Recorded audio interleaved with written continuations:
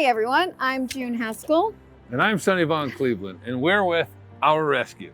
Today we are here in Charlotte, North Carolina at the 2026 Anti-Trafficking Alliance Conference presented by Safe House Project. Yeah, this conference brings together law enforcement, nonprofit organizations, survivor leaders, policymakers, and advocates from across the entire country who are all working toward the same goal: ending human trafficking and supporting survivors.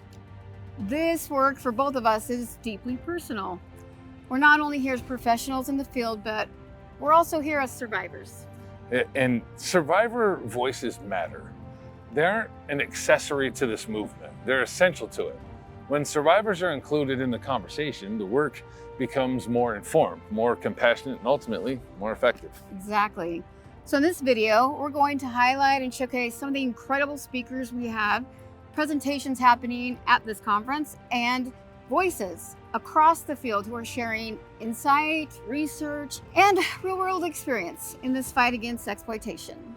Yeah, you'll get a look at some of the conversations, the interviews, and the moments from throughout the event, along with a glimpse of the collaboration and commitment that bring this community together. Because gatherings like this is where ideas are shared, partnerships are strengthened, and the people doing this difficult work find encouragement from one another. We're so grateful to be here and honored to help spotlight the people and the organizations that are pushing this mission forward. So, from Charlotte, North Carolina, welcome to the 2026 Anti-Trafficking Alliance Conference. Let's go.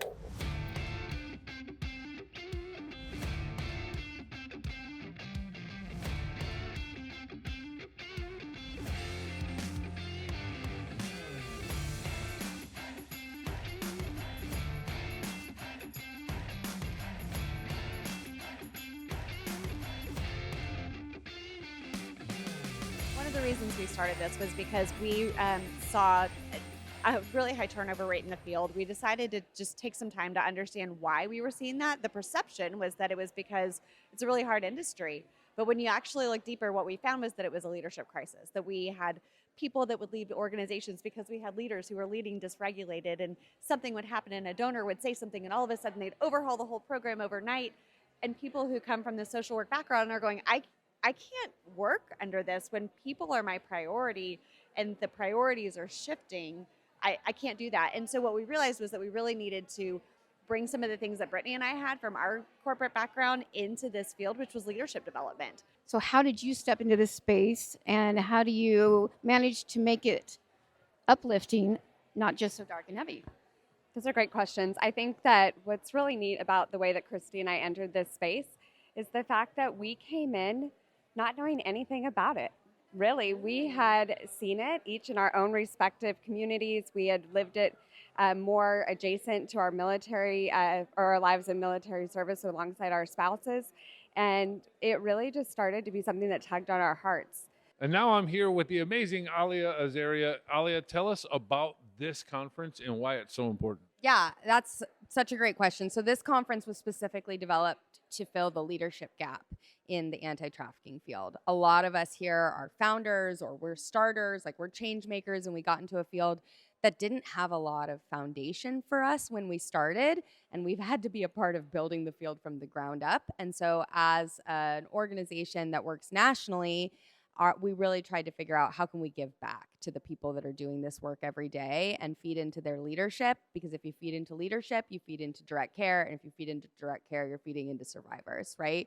My name is Alicia Tappan, and I am with Survivor-Led Solutions. My organization is a top-down, meaning survivor leadership, and bottom-up, working with victims to become survivor leaders. We needed to fill a gap with leadership development, professional development, and most of all, really focusing in on their gifts and talents and putting them in their decision-making seats. What do you think the collaboration is between business professionals and survivor spaces?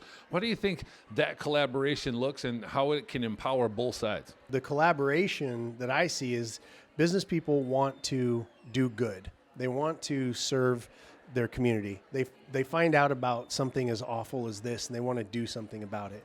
And they don't have much time, but they do have money.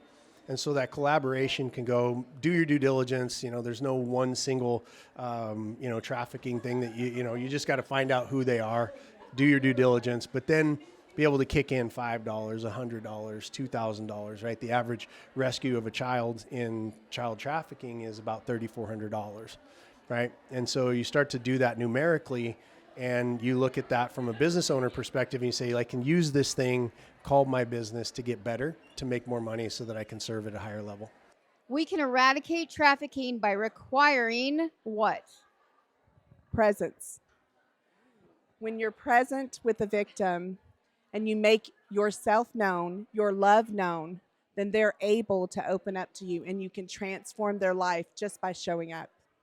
Hey, this is Jill with the Community Coalition Against Human Trafficking in Knoxville, Tennessee. We can eradicate trafficking by requiring what? Community involvement and support. You get the community involved, and we're getting it eradicated. Boom. Goes the dynamite. If you are interested in bringing survivors to the table, don't act like they're something or just a survivor, right? Meaning like they're different from your other employees, or they're different from your other directors or colleagues. Yes, totally. We are humans. We just have, some trauma and some baggage that we got to work through and heal from. If you could add anything for someone out there that thinks, why should I support organizations and donate or be aware or take a training? Why should they do that? Well, like I always say, this could be your daughter, your son, a youth that you work with as far as an educator or as far as a correctional officer, or any type of profession that you work with. This can affect you as well. It's not just somebody that's just taken and grabbed and held hostage. It happens, every day. And if someone asks, what would you tell them, something that you've learned from survivors that training wouldn't have taught you? Just regulating as individuals, as organizations, and then figuring out how to build a culture that really honors all of that in one space. I really loved hearing from Keelan Washington, who is the Executive Program Director at Generate Hope, and her talking about what it actually looks like to bring survivor leaders into programs, but also making sure that we're not putting them in places of leadership without setting them up for leadership overall, and putting them in middle management and then promoting them into leaders doesn't mean we're setting them up for success. And so really she talked about the importance of coming alongside them with that leadership development, with that management development, in order to make sure that their lived experience and their programmatic experience stepping into leadership can really lead effective teams. If we really want truly to eradicate trafficking, it will require all of us. Collective impact. Boom, right here. That's how it's done. That's all of it. It's all of us together. It's not just me or you or anyone else. We have to do it together, right?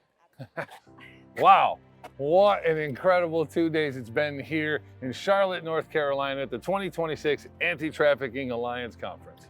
Hearing from survivors, advocates, law enforcement, and professionals working in the space has been powerful and deeply encouraging. Yeah, conferences like this remind us how important collaboration is. Addressing exploitation requires many different forms of backgrounds and disciplines, and working together, sharing knowledge, and strengthening the partnerships that move this work forward.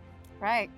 So we want to extend a sincere thank you to Safe House Project for hosting this important event and bringing together so many dedicated voices in the fight against human trafficking. And a huge thank you to o.u.r, a proud sponsor of this year's conference, for supporting the mission and the people that are doing this work every day. We are so grateful to have been here and to help highlight some of the incredible speakers, presentations, and conversations that took place over these 2 days. Yeah, and if you'd like to learn more about the work that's being done to combat exploitation, join the fight at ourrescue.org and get involved today. And be sure to stay connected, because there is much more to come. So for more conversations, updates, and stories from the field, stay tuned for more from Sonny and June. Thank you for watching. We'll see you soon.